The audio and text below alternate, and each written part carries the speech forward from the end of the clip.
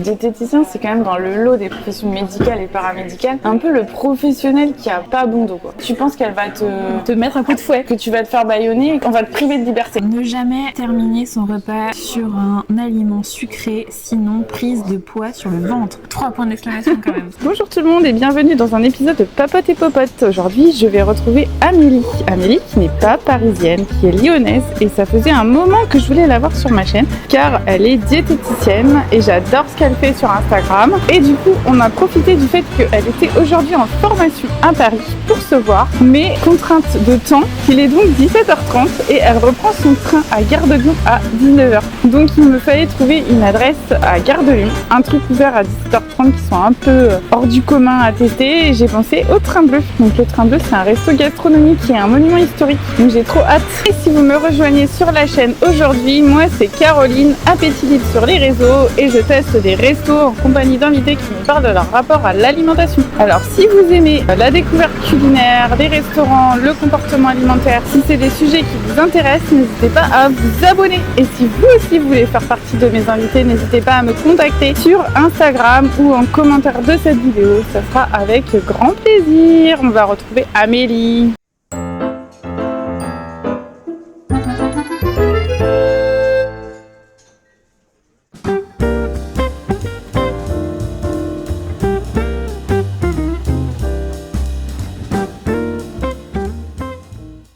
Nous voici devant le Train Bleu. Salut Amélie. Salut. Comment vas-tu? Ça va et toi?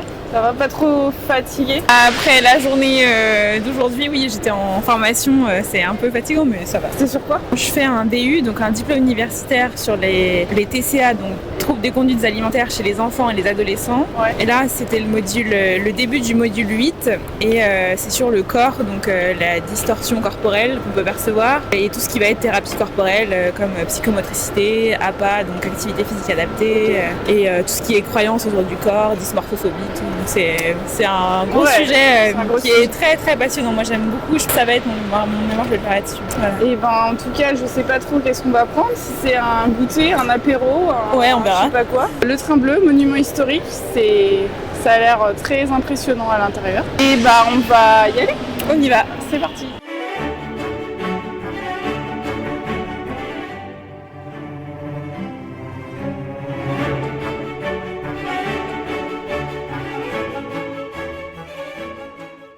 Donc Amélie, la première question que je pose à mes invités c'est pourquoi tu as choisi ce resto? Mais j'ai expliqué que tu n'as pas choisi. Je n'ai pas choisi. Non. Et du coup ça te fait quoi de ne pas avoir choisi? Rien de spécial, je suis contente de découvrir quelque chose. C'est vrai que là on a plus axé sur le côté pratique, mais ouais c'est clair. Mais non, je suis contente de découvrir un truc que je ne connaissais pas. Enfin, à chaque fois que je fais les allers-retours entre Paris et Lyon, je viens toujours dans cette gare. J'avais même pas capté qu'il y avait ce restaurant. C'est vrai? Ouais. Enfin non en fait parce qu'il est au-dessus quoi. Si on lève pas le nez, on le voit pas. Quand on arrive dans une gare, on n'est pas là pour visiter spécialement. Donc j'avais pas spécialement remarqué qu'il y avait ça. Oui, monument historique, je trouve que quand même. Mais bon, tu viens pas pour le visiter en tant que tel. Là. Non. Tu viens en général t'arrêter avant de prendre le train. Ouais, c'est ça. Donc oui, non, moi j'ai plutôt tendance à aller au prêt-à-manger, enfin les trucs normaux. Mais je suis contente, c'est très beau et c'est très cool d'être là. En tant que mangeuse, est-ce que tu as un adjectif pour te définir? C'est par l'adjectif, j'allais me définir, non, mais un adjectif j'aime bien être dans la découverte justement. Je prends beaucoup de plaisir à découvrir des nouvelles choses, goûter des nouveaux trucs. Et en même temps, il y a des saveurs que j'aime beaucoup et j'aime bien y revenir. Hein. Depuis que t'es enfant? Ouais, enfant, je suis pas beaucoup partie en vacances avec mes parents, mais plutôt avec mes grands-parents. Bon, bref, c'est pas la question. Mais du coup, on faisait aussi, enfin, le tourisme, ça passait aussi par le tourisme culinaire, quoi. Goûter les spécialités locales, mais même en France, je veux dire. Ah oui. Donc ouais, ça c'est toujours été des bons moments de découverte. T'as grandi à Lyon, du coup? Ouais, j'ai grandi à Villeurbanne. Ouais, d'accord. Enfin, à Lyon, je suis jamais allée moi à Lyon, tu vois. Et pour la gastronomie, je crois que c'est pas mal. Oui, c'est une ville bien gastronomique. La bonne bouffe, ouais. La bonne bouffe, les bouchons lyonnais, c'est sûr. Après, c'est de la charcuterie, quoi, principalement. Oui, faut pas être vegan. Faut pas, voilà, c'est ça. Après, c'est une grande ville, donc je pense qu'ils sont au fait des tendances. Ah non, mais oui, bien sûr. Après, il y a 1000 restos à Lyon et bien sûr que tu peux être végé, mais enfin, tu vas dans un bouchon lyonnais, t'auras pas de végétarien, quoi. Et oui, les spécialités lyonnaises, la quenelle, les quenelles, j'en manger une fois par semaine, je pense, dans ma famille. Les bonnes quenelles, parce que je sais pas, enfin tu vois, on a l'image des quenelles, le truc un peu pas bon en boîte, là, enfin pas bon. Il y a un a priori sur la quenelle, ah ouais? Ouais, parce que je sais non, bah moi celle que je mange, c'est super bon. Moi j'en ai déjà fait maison, j'avais bien aimé. Non mais parce que tu sais, tu peux faire poulet, brochet. Oui, c'est vrai que traditionnellement elles sont au brochet, mais voilà. J'aime bien en manger, j'en achète, mais je les fabrique pas. Je les cuisine, mais je les fabrique pas. Et d'ailleurs, tu cuisines alors? T'aimes bien cuisiner? J'aime bien cuisiner, mais c'est pas ma plus grande passion. Je suis pas très douée non plus. Je suis douée en technique culinaire, donc je sais bien cuisiner sur l'aspect technique, mais je suis pas très douée en assaisonnement, des choses comme ça. Je sais pas pourquoi, c'est jamais été une très grande passion, mais après je le fais par plaisir. J'aime bien, j'aime bien aller faire le marché, acheter un truc que je connais pas, et du coup apprendre à le cuisiner. Au quotidien, je fais quand même vraiment des trucs simples. Je suis pas une grande cuisinière. Et ta cuisine préférée, du coup, c'est quoi? C'est plutôt les saveurs asiatiques. Et en partie, parce que l'Asie, il y a plusieurs.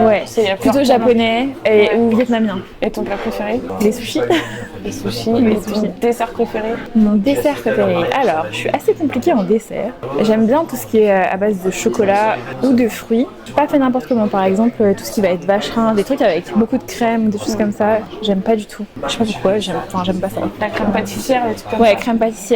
Après, je suis compliquée. J'aime pas la vanille. J'aime pas la coco. Ah, t'aimes pas la vanille, mais du coup, le millefeuille et la vanille, ça va pas. Après, dans les millefeuilles, ça passe, je trouve, parce qu'en fait, on sent plus le sucre que la vanille. Ouais. Puis il y a beaucoup de feuilletage. Ouais. Donc ça va. Mais tu vois, enfin, tout ce qui est crème, je suis pas hyper fan.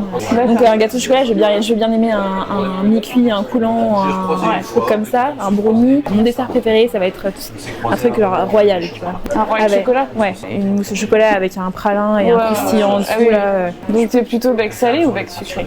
On est obligé de choisir. Non, tu peux dire que non.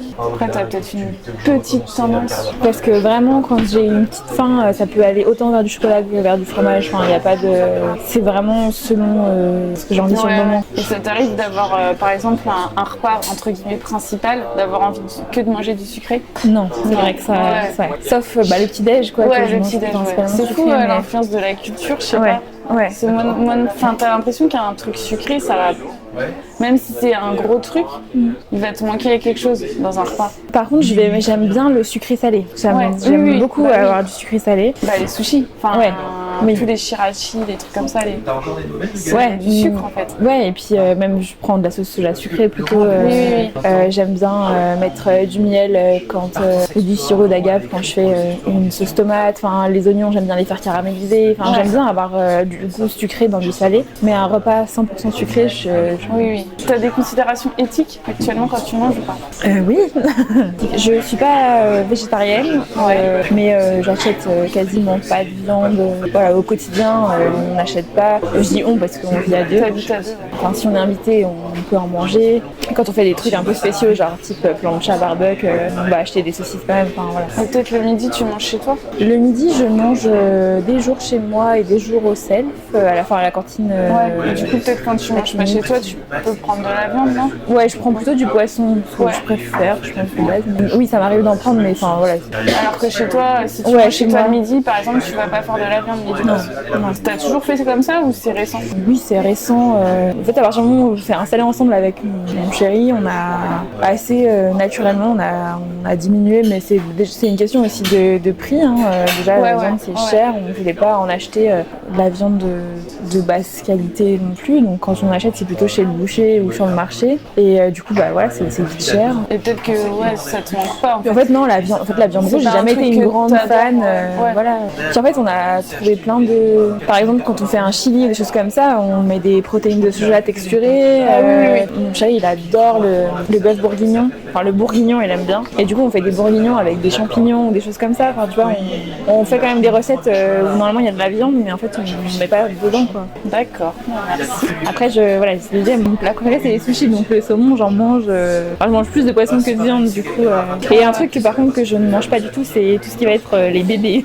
Bizarre dit comme ça, mais genre agneau, Non, mais bio, t'es des pas choses la comme ça. première à me dire ça. Et peut-être que tu manges pas non plus du cheval et du lapin. Ouais. C'est les animaux domestiques. Ce qui est plein de contradictions, je m'en rends compte, mais parce que où est-ce qu'on met la barre de l'animal domestique ou pas, Mais oui. mais en tout cas, voilà, Mais oui. pour l'instant, c'est comme ça que je consomme, mais ça me va bien.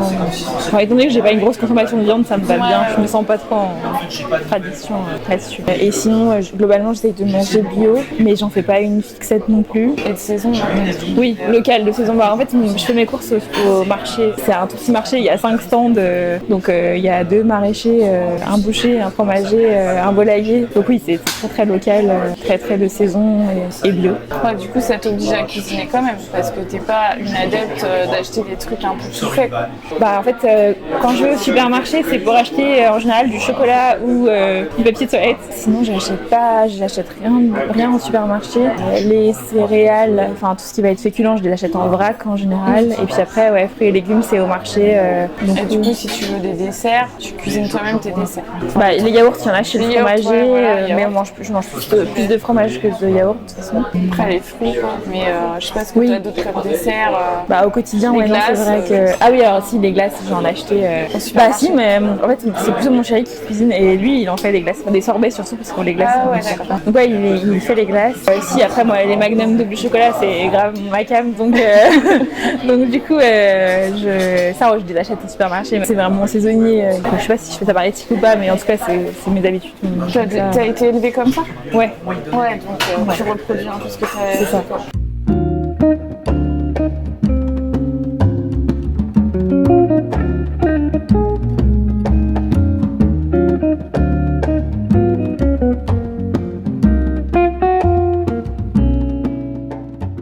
Je vais évaluer leur chantilly. chantilly. Ah, tu vois, ça fait partie des trucs que j'aime pas la chantilly. Ah ouais? Moi, je te disais, les trucs crémeux, en fait, ça, c'est... Ouais, en fait, je pense que je suis compliquée au niveau des desserts, c'est pas... Et ça, je sais pas pourquoi, parce que ma mère... Enfin, j'ai été élevée comme avec des trucs qu'elle... Ça, c'est...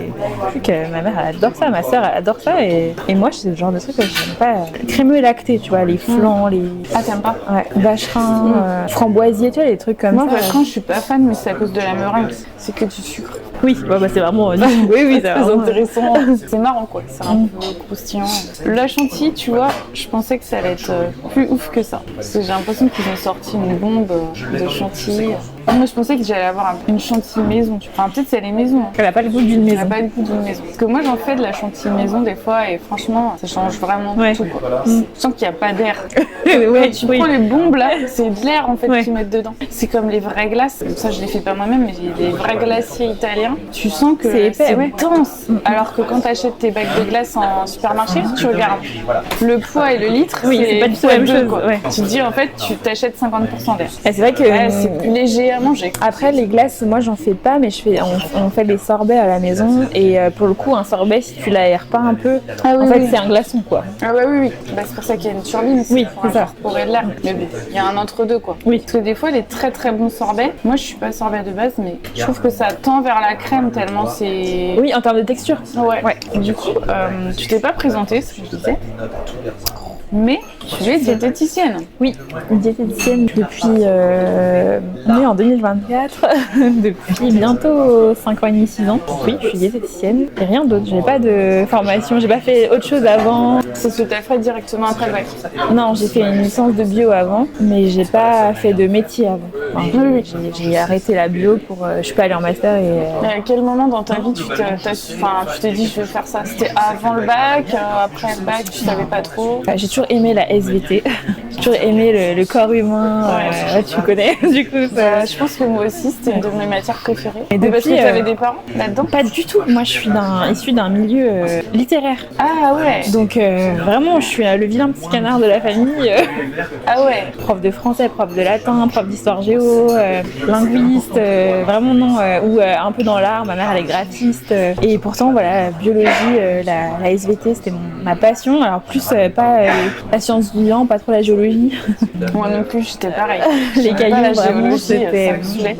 On commence la SVT quoi en 6ème et depuis la 6ème c'est gros coup de cœur. Donc j'ai toujours fait ça, j'ai toujours adoré ça, j'ai toujours été très bonne dedans du coup. Et du coup je me suis dit je vais partir en licence de bio, enfin simplement. Je savais que je voulais bosser dans la santé. Tu voulais aider les autres aussi ou c'était juste tu t'intéressais au corps humain? Bonne question. Je pense qu'on se pose pas assez la question quand on est à l'école. Non, parce que j'ai fait une année de médecine, donc je voulais quand même.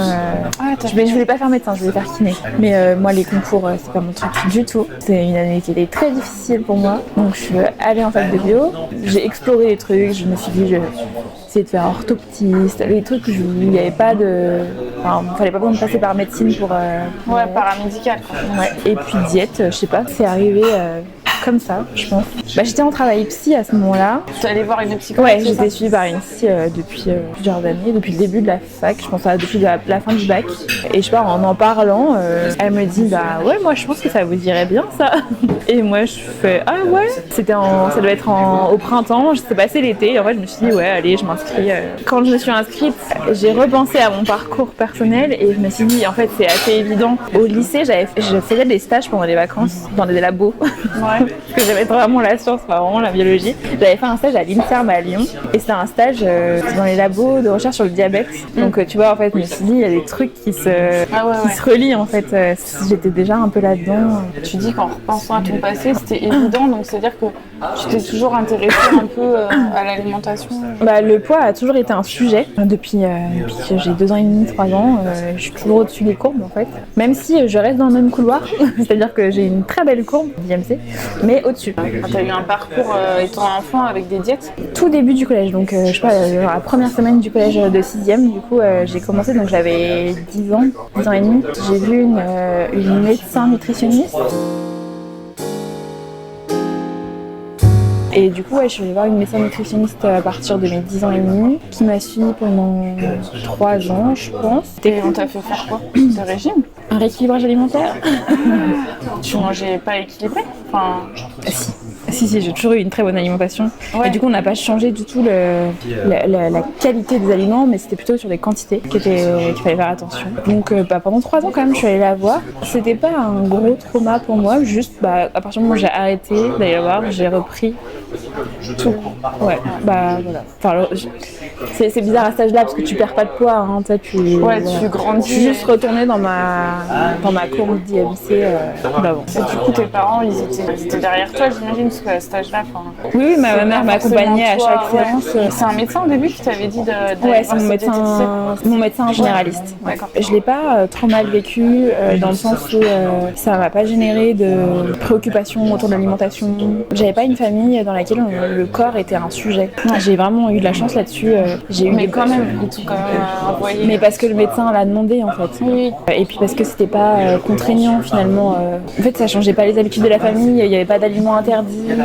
Ma mère, elle a une bonne relation avec son corps, je pense. Et du coup, le corps n'a jamais été un sujet. On n'avait pas la télé chez mes parents, par choix éthique de leur part, je pense. Du coup, j'ai jamais été exposée aux pubs avec des corps ultra minces. J'ai jamais regardé Miss France. Il n'y a jamais eu de magazine de beauté chez moi.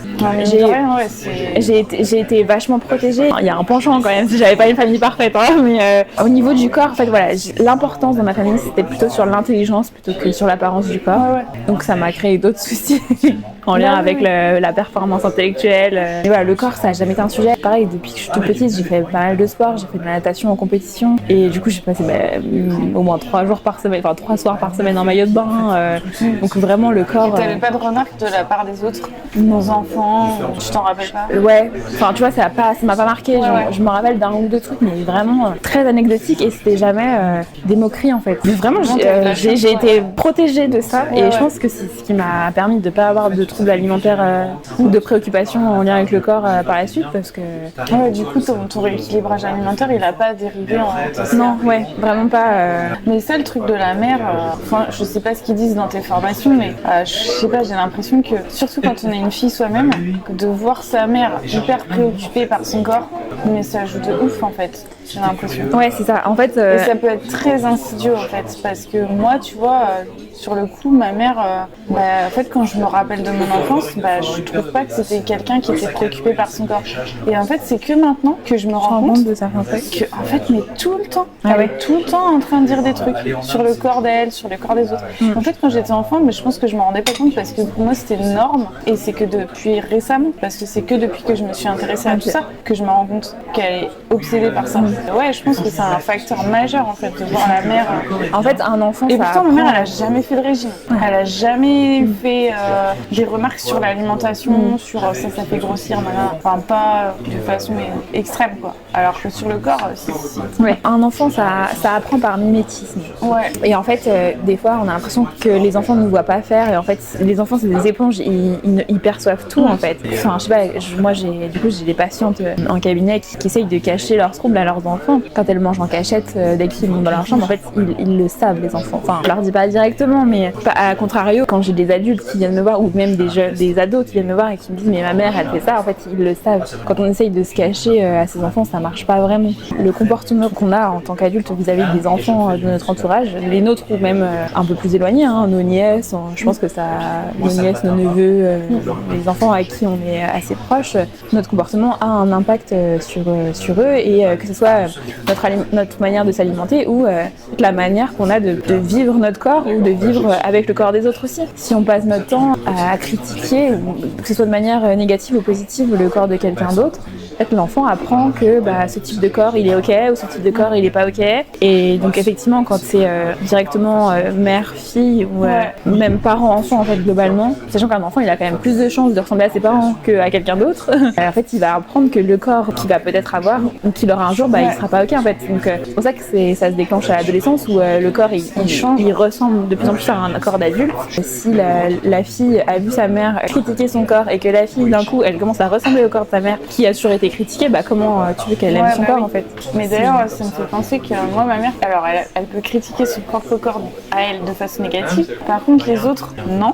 Mais par contre elle encense certains types de corps, tu vois, donc c'est aussi toxique en fait. Oui. Et comme ma mère est une grande fan de danse classique, tu vois le genre de corps qui la fait rêver. Je sais, elle le fait pas exprès. Non, non, mais bien sûr, c'est pas. Mais c'est pour ça que c'est important d'en parler parce que je pense qu'on se rend pas compte. La manière dont on vit notre corps a un impact sur nos enfants, c'est sûr. Ça veut pas dire qu'il faut culpabiliser, ça veut juste dire que effectivement, quand on a des préoccupations corporelles, c'est intéressant de les soigner parce que ça va aussi soigner du coup celles de nos enfants en fait. Donc avoir un effet protecteur, effectivement, quand on soigne nos troubles de l'image corporelle déjà, ça peut avoir un impact sur nos enfants directement. Enfin. Du coup, tu veux tester ça? Allez. Alors il y a des petites billes croustillantes, je note. Oh, ça j'aime bien. Toi qui aimes pas la crème, ça va? Ouais, parce que tu vois, on sent plus le feuilleté que la crème. Après, j'ai pas pris la partie basse à la vanille, j'avoue. Moi, je trouve qu'il est bon. Il y a du praliné aussi, j'aime bien. Ouais, non, il est bon. Et tu vois, ça fait pas partie de mes desserts préférés. Et du coup, après ton histoire de rééquilibrage alimentaire pendant 3 ans, c'est ça? Ouais. T'as tout arrêté? C'était d'un commun accord avec la personne qui me suivait. Je rentrais en 3e, ça allait bien dans ma vie. Enfin, moi, j'ai jamais eu de soucis en fait. Donc oui, en fait, ça s'est arrêté. On a juste arrêté d'aller la voir et puis. Et ton médecin, il t'a laissé tranquille? Ton médecin généraliste? Ouais, parce qu'en fait, finalement, c'est ton poids naturel en fait. Oui, t'es né comme ça. Enfin, oui, c'est vers 2 ans et demi, 3 ans quoi. Enfin, je sais pas, ça n'a pas changé spécialement. Si, j'ai eu une prise de poids avec la pilule. Et tu l'as bien vécu? Oui. Mais vraiment, ouais, après, oui. T'as jamais vraiment souffert de ton poids? De mon apparence corporelle, non, vraiment pas. Après, j'ai rencontré mon chéri tôt aussi. Et je pense que pareil, c'est quelque chose qui aide de se sentir aimé. Puis j'imagine qu'il t'a jamais fait de remarques sur ton poids. Elle m'a toujours connue comme ça, donc en même temps, oui. Non, mais tu sais, des fois, il y a des gens. Oui, c'est vrai. Mais bon, je pense, te connaissant, que tu serais pas resté avec Non. un gars qui. Oui, par amour, des fois, on fait des choses bêtes. Bah oui. Je vois bien les personnes qui trouvent jolies, c'est plutôt des corps comme les miens que. Et alors après, du coup, pendant tes études de diététique, ça s'est passé comment? Après la licence de bio, c'était relativement facile. Il y avait beaucoup de trucs que j'avais déjà vus. Alors que c'est un BTS assez compliqué dans le sens où il est très dense. Il y a beaucoup de choses que j'avais vues moi en licence, donc assez facile à passer. Très frustrant pour moi parce que il n'y avait pas du tout de partie psycho et tout. Que moi les TCA ça a toujours été quelque chose qui m'intéressait. Avant de commencer ta pratique? C'était une partie intrigante en fait. C'était un truc un peu obscur, un peu voilà. Et du coup je posais beaucoup de questions à ce sujet-là, mais c'est pas dans le programme. On n'a pas le temps d'en parler. Ok. Du coup voilà, j'ai pris mon mal en patience et je me suis formée. Après? Après. Et tout de suite après ou t'as as exercé un peu sans avoir de la... J'ai eu mon diplôme. Comme j'avais très envie de travailler tout de suite pour pouvoir avoir un salaire tout de suite et pouvoir vivre indépendante tout de suite, j'ai pris le premier taf qui arrivait, à savoir un taf chez Nature House. Donc au début, ouais, j'ai fait ça pendant une semaine. Après, je suis partie. Ah, mais une semaine, Ouais, ça va. vraiment, il y a 3 semaines de formation chez Nature House. Et après, j'ai fait une semaine et j'avais des quintes de tout à chaque fois qu'il y avait un patient. Genre vraiment, genre ça passait pas quoi. Et je me suis dit, c'est pas possible. Après, j'ai travaillé en remplacement en fait. Remplacement En libéral. Ouais. Mais au début, je faisais de la perte de poids avec des rééquilibrages alimentaires aussi. Et du coup, après, c'est pas ça qui t'a donné envie de te former au TCA, t'avais déjà envie avant. J'avais déjà envie avant, puis après, je me voyais bien qu'en pratique clinique. Ça En fait, déjà, c'est hyper chiant de faire des plans alimentaires parce que t'as beau les personnaliser, c'est quand même beaucoup la même chose. Hein. Du coup, moi, je me suis dit, mais toute ma vie, faire ça, non. Je voudrais un truc un peu plus complexe, avec un peu plus de psycho. Donc déjà, c'était une deuxième motivation à me former sur les TCA. Et autre motivation, c'est de me rendre compte qu'en fait, il y a des gens, c'est pas l'assiette le problème. Ils savent ce qu'il faut faire. Le côté 5 fruits et légumes par jour, on en a bien entendu parler quand même. Donc les gens, ils sont bien au courant de ce qu'il faut faire, entre guillemets, pour perdre du poids. Et du coup, quel est mon rôle là-dedans, à quoi je sers et tout. Donc c'était une autre motivation. Donc c'est pour ça que j'ai fait le DU. J'ai fait des formations TCA avec une petite formation, l'association Autrement, Florian Seffer, des trucs comme ça. Et puis j'ai fait le DU PPCA, donc psychologie et pédagogie du comportement alimentaire, qui n'est pas un DU à proprement parler TCA, mais un DU sur la psychologie du comportement alimentaire, avec l'approche TCC et l'approche du gros. Mais du coup, c'est même plus complet parce que du coup, c'est le comportement alimentaire pour monsieur et madame tout le monde. Enfin, j'imagine que vous voyez le normal et le pathologique. Du coup, ça comprend toutes les gammes entre le TCA vraiment authentifié et la personne qui est entre guillemets normale. Tu peux voir un peu des déviances sans que ce soit vraiment des TCA, tu vois. Oui, voilà. Alors du coup, ce DU, il porte plus là-dessus sur le comportement alimentaire quand tu as une perturbation mais pas un trouble. Ouais. Mais sur les TCA purs, très psychopathologiques, on n'a pas du tout parlé de ça. Le DU que je fais cette année, là, sur les TCA enfants-ados, là oui, on est plus dans la psychopatho. Et puis où tu as une urgence vitale aussi. Enfin, tu peux avoir des urgences vitales qu'il n'y a pas dans une perturbation du comportement alimentaire. Tu as un mal-être, de l'anxiété, mais tu n'as pas d'urgence vitale. En anorexie, boulimie, tu peux avoir des urgences vitales assez rapidement quand même. Ouais. Oups, mince, fais tomber ma Madeleine. Et du coup, actuellement, dans ta pratique, tu vois que des gens, ils connaissent ton approche. Ou si ça t'arrive encore de gens qui viennent pour une perte de Ouais, ça m'arrive quand même. Ça m'arrive parce que je suis pas que en visio, du coup, je suis aussi dans un cabinet en ville, quoi. Et donc, il y en a qui viennent spécifiquement parce qu'il y a cette approche comportement alimentaire, avec émotion, etc. Mais il y en a toujours, c'est la diète la plus proche. J'y vais, voilà quoi. Et du coup, ça se passe comment quand ils te voient? Parce que on a toujours l'idée que les diètes, elles doivent être super minces.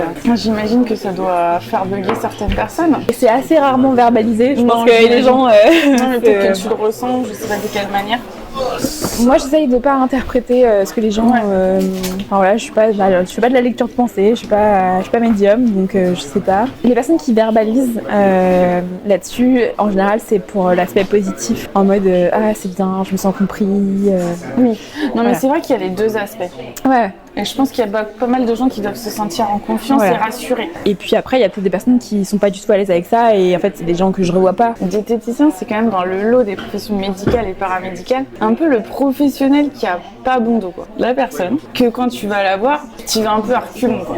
Enfin, tu penses pas qu'elle va t'aider, tu penses qu'elle va te mettre un coup de fouet, que tu vas te faire bâillonner et que tu vas te faire, on va te priver de liberté, en gros. Plus de chocolat, plus de machin, et que tu vas te retrouver à manger que des haricots verts et du poisson.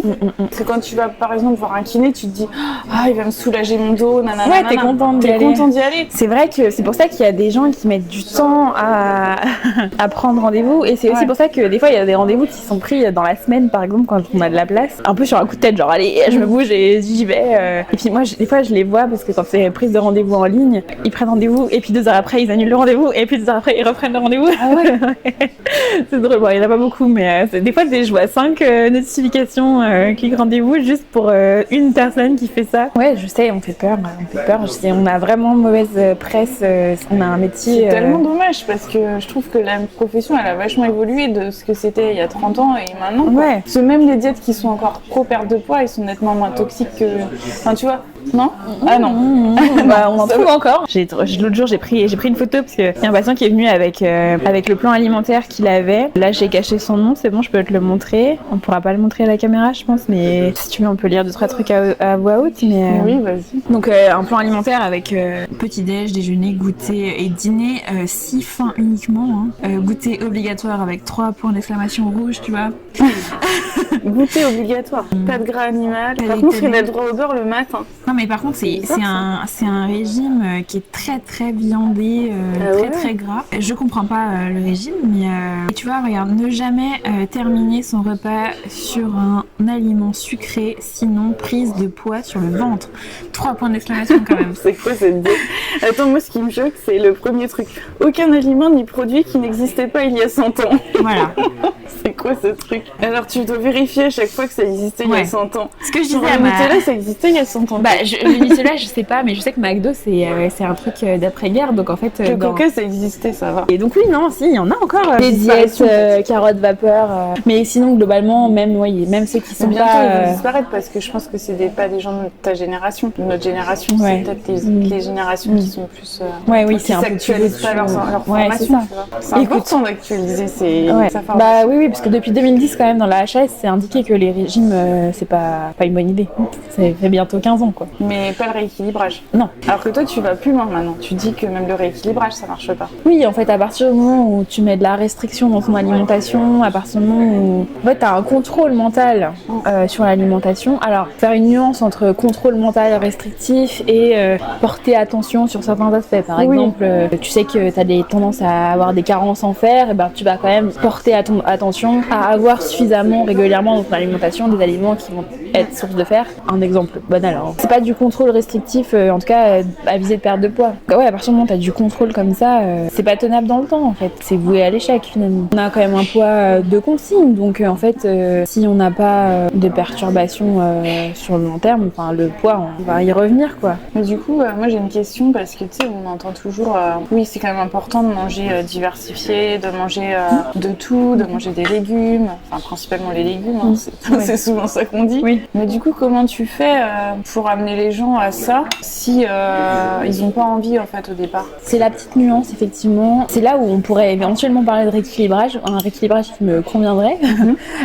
C'est qu'effectivement, quand tu as une alimentation qui est très très déséquilibrée, au sens vraiment littéral, c'est-à-dire tu n'as pas toutes les familles d'aliments dans ton assiette. Donc potentiellement des carences. Donc voilà, une diversité qui est très insuffisante. Et là du coup c'est à voir, est-ce que c'est des gens qui n'ont pas eu accès à la diversité alimentaire pendant leur enfance, auquel cas leur corps ne connaît pas les aliments en fait, donc ils ne peuvent pas en avoir envie. Et dans ce cas-là, effectivement, c'est important d'aller faire ce travail de réintroduction, de diversification alimentaire, ce qu'on fait avec nos enfants en fait, cette époque-là où on introduit des aliments, puis on leur fait découvrir des choses quoi. Donc si ce travail n'a pas été fait, effectivement, c'est là où il faut le faire et c'est là ce qu'on pourrait appeler un rééquilibrage alimentaire, mais en fait c'est une diversification alimentaire. Et là, du coup, une fois que l'aliment fait partie du répertoire alimentaire de la personne, le corps peut en avoir envie et du coup on peut avoir envie et aimer, se mettre à aimer des aliments. Sinon, globalement, on peut avoir envie de tous les aliments, notamment les légumes. Il faut juste les dissocier de leur connotation régime et arrêter de vouloir absolument les manger à la vapeur. Moi j'adore le brocoli, mais alors le brocoli juste nature, je sais pas si j'en mangerais comme ça quoi. Oui, c'est toujours mieux quand c'est assaisonné. Voilà, faut arrêter de manger tout nature à l'eau bouillie là, je sais pas quoi. Non, en fait, on peut manger des légumes en faisant un gratin avec de la béchamel dessus. On peut manger là, j'ai vu asperges enveloppées dans une pâte à tarte, enfin avec une tranche de fromage dedans pour que ça fasse un truc très croustillant et moelleux à l'intérieur. Enfin, les légumes c'est vraiment bon. Il y a une grande diversité. C'est vraiment bon d'un point de vue gustatif en fait. Il faut juste apprendre à les cuisiner et puis à les découvrir et surtout à les manger. À les manger. Mais comment t'expliques alors que beaucoup d'enfants ont une espèce d'aversion innée ou alors c'est socialement construit par l'école pour les les légumes parce que c'est quand même une réalité. Alors, il y a plusieurs, il y a deux réponses là-dessus qui vont venir se cumuler. Il y a déjà le fait que souvent les aliments, notamment les légumes verts, ils sont amers. Et globalement, un aliment, c'est amer, c'est pour un enfant, c'est moins bon parce que l'amertume, dans notre histoire d'humain, c'était souvent associé au poison en fait. C'est pour ça que les légumes verts, ils sont moins appréciés que les carottes par exemple, qui peuvent être assez sucrées. En moyenne, hein, bien sûr qu'il y a toujours des enfants qui n'ont pas aimé les carottes non plus. Mais... Et puis après, il y a aussi, en fait, tout ce qu'on met derrière les légumes. C'est-à-dire que si on dit à un enfant mange tes légumes et après t'auras ton dessert, bah là, direct, le légume il est vu comme punition, alors que le dessert il est vu comme récompense. Ouais, et du coup, moi je fais pas du tout ça et j'ai quand même mes faits. Ouais. Mais bon, après. Mais est-ce que tes filles entendent à l'école, tu sais pas? Ouais. C'est vrai qu'en fait, il y a une espèce de pression quand même qui repose sur les parents il faut absolument qu'ils mangent des légumes, tu vois. Et du coup, ça te fout la pression, je pense même un peu inconsciemment. Et du coup, je pense que l'enfant il ressent peut-être un peu. Peut-être. Et puis après, voilà, il suffit que leurs camarades n'arrêtent pas de dire à l'école j'aime pas ça, j'aime pas ça, j'aime pas ça. Ça enfin, voilà, je sais plus quel âge elle a, pas grande, mais oui, on est dans la phase du non aussi. Ouais. C'est la phase de néophobie alimentaire où globalement ils ont juste envie de voir la limite que tu vas leur imposer, quoi. Donc, enfin, c'est vraiment normal entre 2 et 7 voire 10 ans d'avoir cette phase où, enfin, du coup, chez ses grands-parents, ça passe mieux, les légumes. Ouais. Voilà. Donc, c'est pas... Elle ose moins. Ouais, elle aime moins dire non. Eh ben, merci beaucoup Amélie d'avoir participé. C'est super intéressant. Le cadre est pas mal. Les prix sont assez élevés. Mais c'est pas mal aussi.